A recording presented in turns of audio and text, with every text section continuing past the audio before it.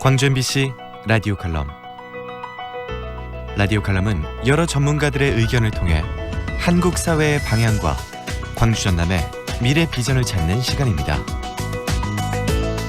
오늘은 경제 살릴 실효성 있는 정책이 필요하다는 주제로 초당대학교 박종구 총장과 함께합니다. 코로나19 지구촌 확산으로 글로벌 경제가 심각한 위기에 빠졌습니다. 2008년 금융위기 이후 최대의 위기입니다. 한국 경제도 예외가 아닙니다. 집단 감염의 우려가 확산되면서 사회적 거리두기 등으로 소비가 줄어들고 경제활동이 직격탄을 맞았습니다. 코로나19의 새로운 진앙지로 떠오른 미국은 패닉 확산을 막기 위해 무제한 돈풀기에 나섰습니다.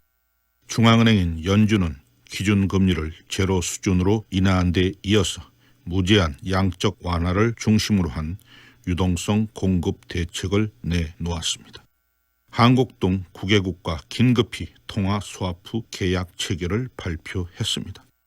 정치권도 2조 달러 규모의 초대형 지원책을 내놓았습니다. 개인에 대한 현금 지원, 기업 융자, 지방정부에 대한 지원 등이 주요 골자입니다. 어려움을 겪고 있는 병원에 대한 지원책도 포함되었습니다. 2008년 금융위기 극복을 위해 오바마 대통령이 투입한 예산이 7,870억 달러인 점을 감안할 때 이번 지원책의 규모를 알 수 있습니다. 독일, 프랑스, 영국 등 주요 선진국도 앞다투어 재정 투입 방안을 발표했습니다. 문재인 대통령도 상황의 심각성을 인식해 비상경제회의를 직접 주재하고 있습니다. 100조 원 규모의 긴급 자금을 투입하기로 했습니다. 4대 보험료와 전기료 등 공과금 유예 또는 면제 조치도 조만간 결정될 것으로 보입니다. 부도위기에 몰린 기업에 일단 인공호흡기를 달아주는 응급 조치입니다. 그러나 이것으로 사태가 진정될 것 같지는 않습니다. 추가적인 대책이 시급히 집행되어야 할 것입니다.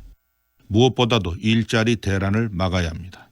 항공산업에서 시작된 휴직, 희망퇴직 등이 전 산업으로 확산되는 추세입니다. 98년 외환위기 때는 2년간 실업자가 100만 명대에 달했습니다. 항공업계, 여행업계, 유통업계 등의 타격이 큽니다. 주 52시간 근무제가 탄력적으로 운영되어야 합니다. 특별 연장 근로 사유를 늘리고 탄력 근로제와 선택 근로제, 정산기간 연장 등 노동 규제를 대폭 완화해야 합니다. 고용유지 지원금을 최대한 풀어 해고가 최소화되도록 해야 합니다. 미국 정부도 중소기업 지원 조건으로 고용 유지를 내걸었습니다. 개인에 대한 현금성 재정 지원은 신중할 필요가 있습니다. 보편적인 현금 지원은 재원 조달도 쉽지 않고 정책 실효성도 의심됩니다.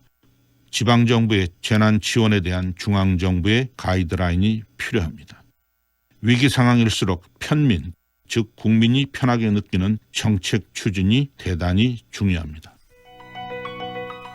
박종구 총장은 교육과학기술부 2차관 한국폴리텍대학 이사장을 역임했고 인재 한 명이 수만 명을 이끌어간다는 신념으로 창의적인 지역인재 육성을 위한 다양한 활동을 하고 있습니다.